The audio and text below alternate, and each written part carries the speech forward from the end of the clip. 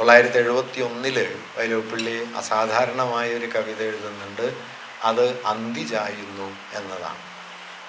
ആ കവിത അവസാനിക്കുന്നത് പച്ചകൾ ഇരുട്ടിനാൽ ചർച്ചിതമാകും നേരം, പക്ഷികൾ ചേക്കേറുമാ സവിഷാദമാം രംഗം, കറപ്പിൻ തെളിപോലെൻ്റെ ചേതന പണ്ടേ മോന്തിയിരിപ്പു, ഉണരാത്തൊരല്ലിൽ ഞാൻ അലിഞ്ഞെങ്കിൽ എന്നാണ്.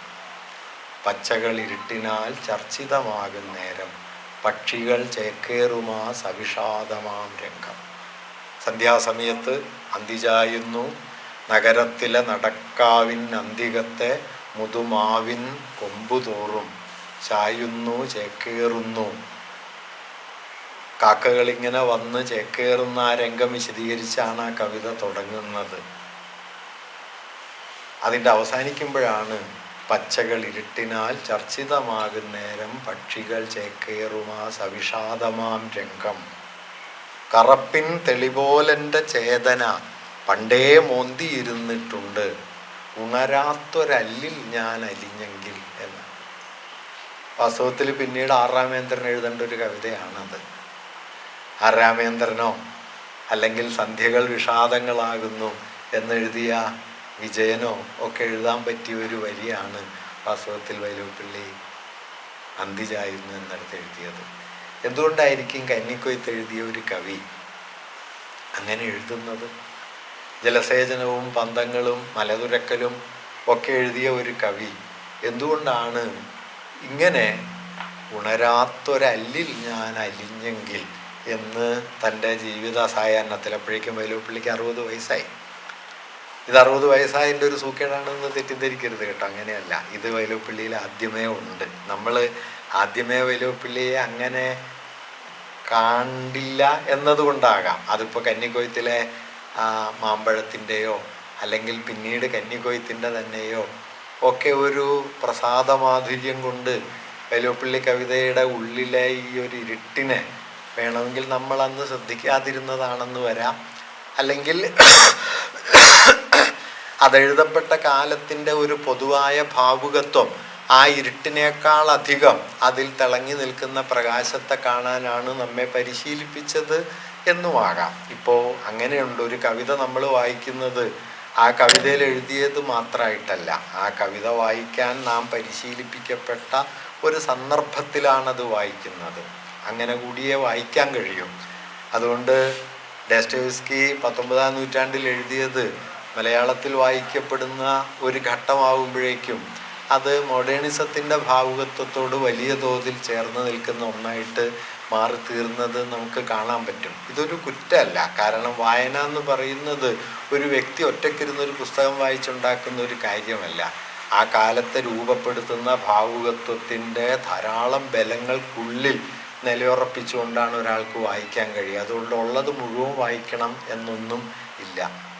പിന്നെ മാത്രം തെളിഞ്ഞു വരാവുന്ന പലതും ആഴത്തിൽ ചരിത്രമുള്ള കവിതയിലുണ്ടാവും, എഴുത്തിലുണ്ടാവും. അത് പിൽക്കാലത്തെ വായനയിൽ തെളിയാൻ പാകത്തിന് അവശേഷിക്കുന്നതായിരിക്കും. അങ്ങനെ വൈലോപ്പിള്ളി കവിതയിൽ പിൽക്കാലത്തെ വായനയിൽ തെളിയാൻ പാകത്തിന് ധാരാളം ഇരുട്ടുകളുണ്ട് എന്ന കാര്യം കൂടിയാണ് ഞാൻ പറയാൻ ആഗ്രഹിക്കുന്നത്.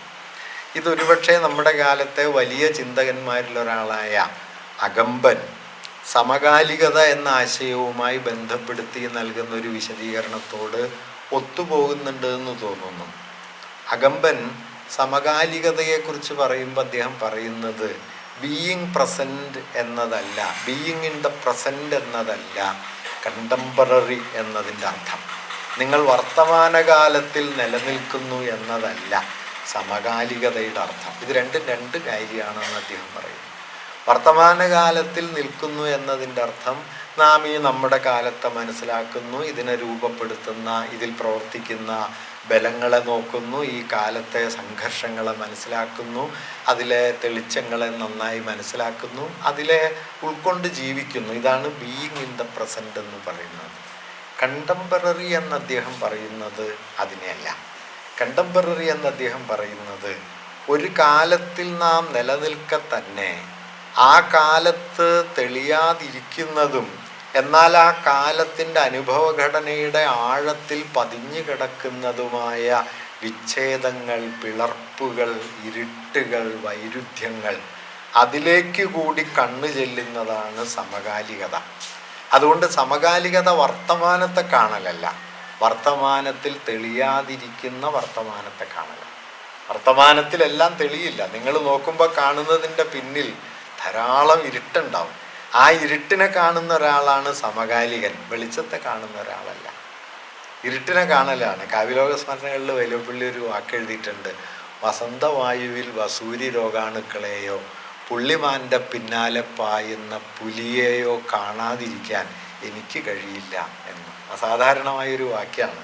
വസന്തവായുവിൽ വസൂരി രോഗാണുക്കളെ, പുള്ളിമാൻ്റെ പുറകെ പായുന്ന പുലിയെ, ഏതു വെളിച്ചത്തിൻ്റെ പിന്നിലും ഇരുട്ടുണ്ടെന്നും ഏതു പുഞ്ചിരിയും ഒരു വഞ്ചനയായി തീരാമെന്നും ഉള്ള ഒരു ബോധം വൈലോപ്പിള്ളി കൊണ്ട് നടക്കുന്നത് അത് അദ്ദേഹത്തിൻ്റെ മനോഘടനയുടെ ഒരു സവിശേഷതയാണോ അതോ കാലത്തെ സംബന്ധിക്കുന്ന ആഴമേറിയ ഒരു ധാരണയാണോ എന്ന് നാം കൂടുതൽ ആലോചിക്കേണ്ടതുണ്ട് എന്നാണ് എനിക്ക് തോന്നുന്നത്. വൈലോപ്പിള്ളിയിൽ ഈ ഒരു അംശം ശക്തമായിട്ടുണ്ട്.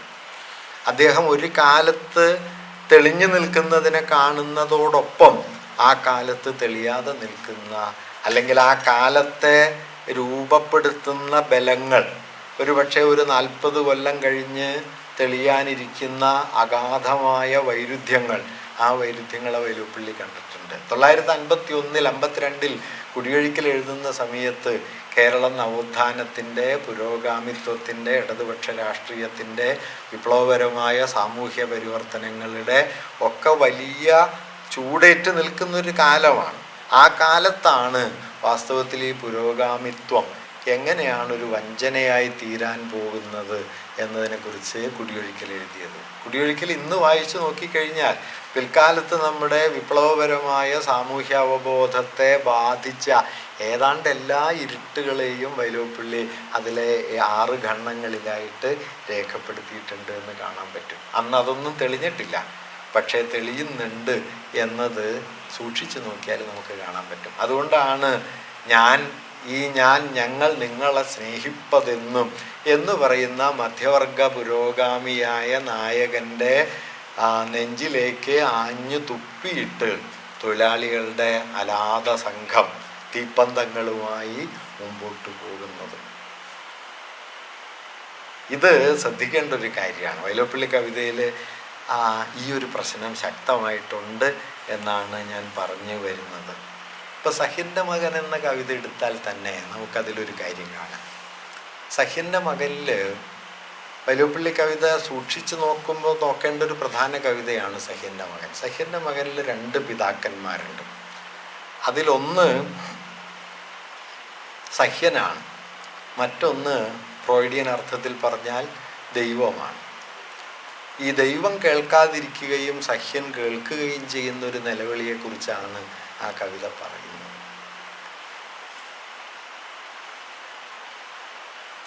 എങ്കിലും അത് ചെന്ന് മാറ്റൊലി കൊണ്ടു പുത്ര സങ്കടം സഹിയാത്ത സഹ്യൻ്റെ ഹൃദയത്തിൽ എന്ന് കവിത അവസാനിക്കുന്നതിന് തൊട്ട് മുമ്പ് വൈലോപ്പിള്ളി എഴുതിയ ഒരു വരി ശ്രദ്ധിക്കേണ്ടതാണ്. ദ്യോവിനെ വിറപ്പിക്കും ആ വിളി കേട്ടോ, മണിക്കോവിലിൽ മയങ്ങുന്ന മാനവരുടെ ദൈവം. അതുകൊണ്ട് ഈ മനുഷ്യരുടെ ദൈവം കോവിലിരുന്നിട്ട് ഇത് കേൾക്കാതിരിക്കുകയും പക്ഷേ സഹ്യൻ കേൾക്കുകയും ചെയ്യുന്നു എന്ന്. വാസ്തവത്തിൽ ഞാൻ ആ കവിത പിന്നീട് സൂക്ഷിച്ചു വായിക്കാൻ ശ്രമിച്ച സമയത്ത് എനിക്ക് തോന്നിയ ഒരു കാര്യം, ആ കവിതയിൽ അസാധാരണമായൊരു ഭാഷാഘടനയുണ്ട്. അത് ഇവിടെ തന്നെ പറയാമെന്ന് കരുതുന്നു. ഞാൻ പിന്നീട് ഒരു ഭാഗത്ത് വൈലോപ്പിള്ളി കവിതയുടെ ഭാഷയെ സംബന്ധിച്ച് ചില ആശയങ്ങൾ പറയണം എന്ന് കരുതുന്നുണ്ട്. എങ്കിലും കവിതയെക്കുറിച്ച് പറഞ്ഞ സ്ഥിതിക്ക് അത് ഇവിടെ തന്നെ പറയുന്നതിലൊരു രസം തോന്നുന്നു. നമ്മുടെ ആധുനികത രൂപപ്പെടുത്തിയ ഏറ്റവും പ്രധാനപ്പെട്ട ഒരു വൈരുദ്ധ്യം പ്രകൃതി സംസ്കൃതി എന്ന ഒരു വിപരീത കൽപ്പനയാണ്. പ്രകൃതി എന്നത് മനുഷ്യസ്പർശമേൽക്കാത്ത അടിസ്ഥാനപരമായ ഒരു യാഥാർത്ഥ്യവും, സംസ്കൃതി എന്നത് മനുഷ്യർ തങ്ങളുടെ സിദ്ധി കൊണ്ട് ശേഷി കൊണ്ട് പണിതെടുക്കുന്ന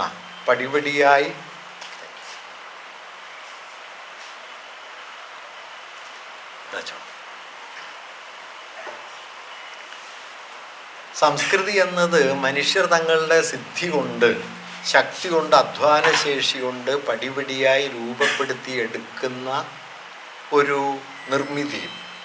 അതുകൊണ്ട് സംസ്കാരം മാനുഷികമായ പ്രവൃത്തിയുടെ ഫലമാണ്. പ്രകൃതിയാകട്ടെ മാനുഷികമായ ഈ പ്രവൃത്തിക്ക് മുമ്പേ നിലകൊള്ളുന്ന ആദിമമായ ഒരു അടിസ്ഥാന യാഥാർത്ഥ്യമാണ്, ചൈതന്യരൂപമാണ് എന്നൊക്കെ കാണാം. അതുകൊണ്ട് പ്രകൃതി, സംസ്കൃതി, പ്രകൃതി, മനുഷ്യൻ, ഇങ്ങനെയുള്ള വിപരീതങ്ങൾ തത്വചിന്തയിൽ പലപ്പോഴും ബൈനറി ഓപ്പോസിറ്റ്സ് എന്ന് പറയും, വിപരീത ദ്വന്ദ്വങ്ങൾ. ഈ വിപരീത ദ്വന്ദ്വങ്ങൾ ആധുനികതയുടെ പ്രധാനപ്പെട്ട ഒരു ആശയമാണ്. 20-ാം നൂറ്റാണ്ടിൽ ഏറ്റവും വലിയ സാംസ്കാരിക ചിന്തകനായിട്ടുള്ള റൈമണ്ട് വില്യംസ് അദ്ദേഹത്തിൻ്റെ താക്കോൽ വാക്കുകൾ എന്ന പുസ്തകത്തിൽ, കീവേഡ്സ് എന്ന പുസ്തകത്തിൽ നേച്ചർ എന്നുള്ള വാക്ക് ചർച്ച ചെയ്ത് തുടങ്ങുമ്പോൾ അദ്ദേഹം പറയുന്നൊരു കാര്യം, പ്രകൃതി എന്ന് കേൾക്കുമ്പോൾ നമുക്ക് പുറത്തുള്ള എന്തോ ഒന്നാണ് എന്നാണ് നമ്മൾ ധരിക്കുക എന്നാണ്. പ്രകൃതി എന്നുള്ള വാക്ക് അങ്ങനെയാണല്ലോ. അതുകൊണ്ട് പ്രകൃതി കാണാൻ എവിടെ പോകണം എന്ന് ചോദിച്ചാൽ കാട്ടിൽ പോകണം, കടപ്പുറത്ത് പോകണം, അല്ലെങ്കിൽ പുൽമൈതാനങ്ങളൊക്കെ കാണണം. അതല്ലാതെ നമ്മൾ കൂടി ഉൾപ്പെട്ടതാണ് പ്രകൃതി എന്ന് സാധാരണ നിലക്ക് മനുഷ്യരാരും ധരിക്കുന്നില്ല. ഇത് ആധുനികത ഉണ്ടാക്കിയ ഏറ്റവും വലിയ തെറ്റിദ്ധാരണകളിലൊന്നാണ്. മാനുഷികമായി തീർന്നതാണ് പ്രകൃതി, പ്രാകൃതികമായ ഒന്നാണ് മാനുഷികത. ഇത് തമ്മിൽ ഒരു വൈരുദ്ധ്യാത്മക ബന്ധമുണ്ട് എന്ന് പറയാമെന്നല്ലാതെ വിച്ഛേദമല്ല. മാർസ് അതേക്കുറിച്ച് പണ്ട് പറയുന്നൊരു വാക്യം, nature is the inorganic body of the human being എന്നാണ്. മനുഷ്യൻ്റെ അജൈവ ശരീരമാണ് പ്രകൃതി എന്ന് അദ്ദേഹം പറയുന്നുണ്ട്. പക്ഷേ മാനുഷികതയുടെ മറുപുറമാണ് പ്രകൃതി.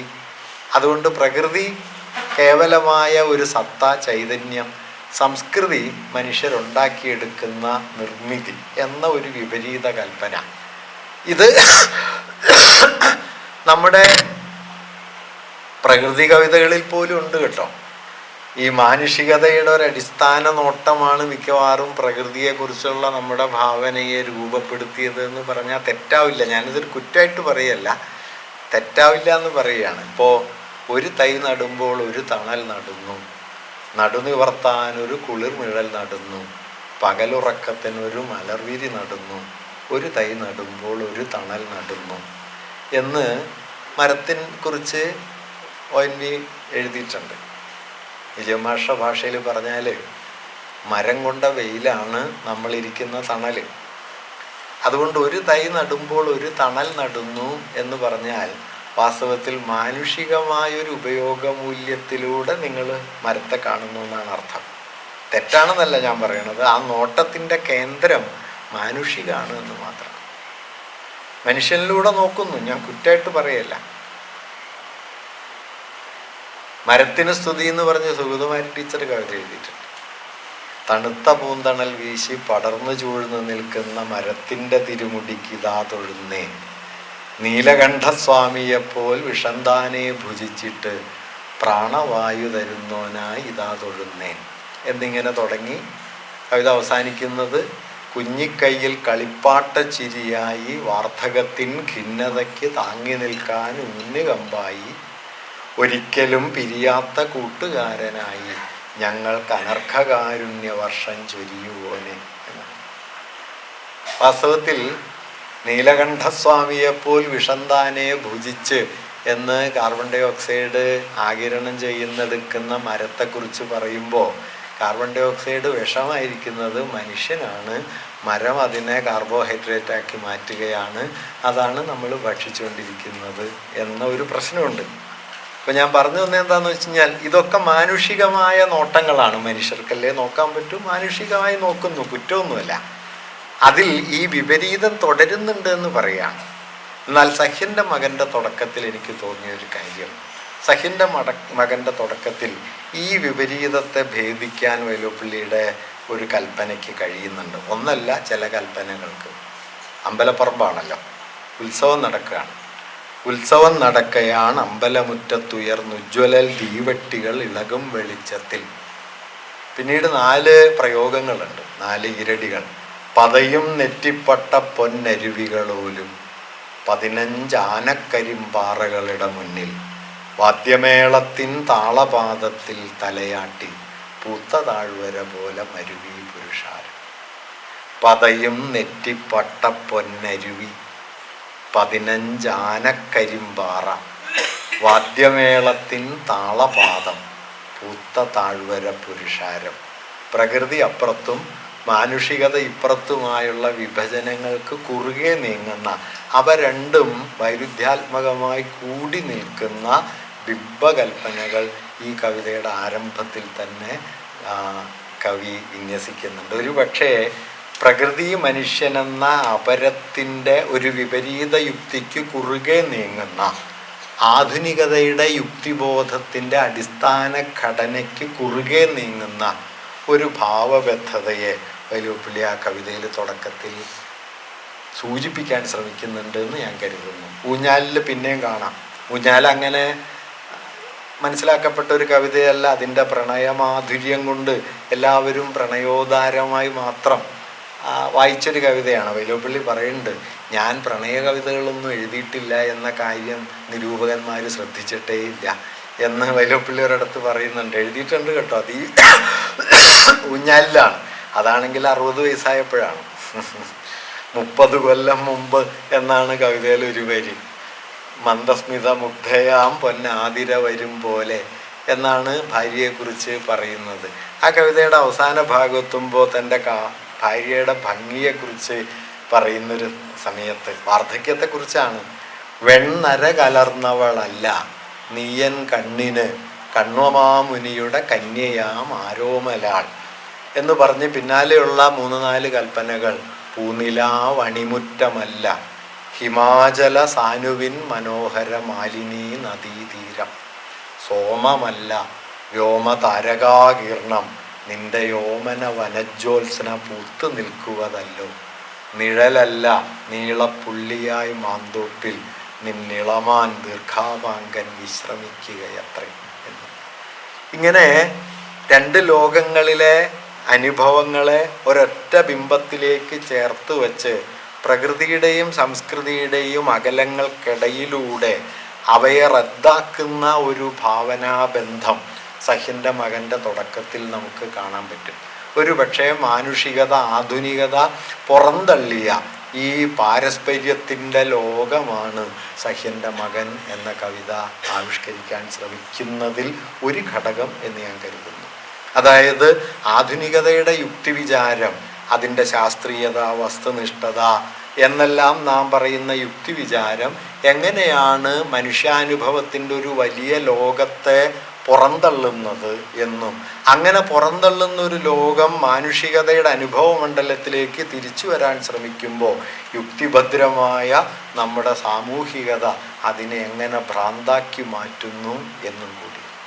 അതുകൊണ്ട് ആധുനികാനന്തരമെന്ന് പിൽക്കാലത്ത് നാം മനസ്സിലാക്കിയ ഭാവുകത്വത്തിൻ്റെ പ്രാഗ്രൂപം വാസ്തവത്തിൽ സഹ്യൻ്റെ മകൻ എന്ന കവിതയിൽ ഉണ്ട്.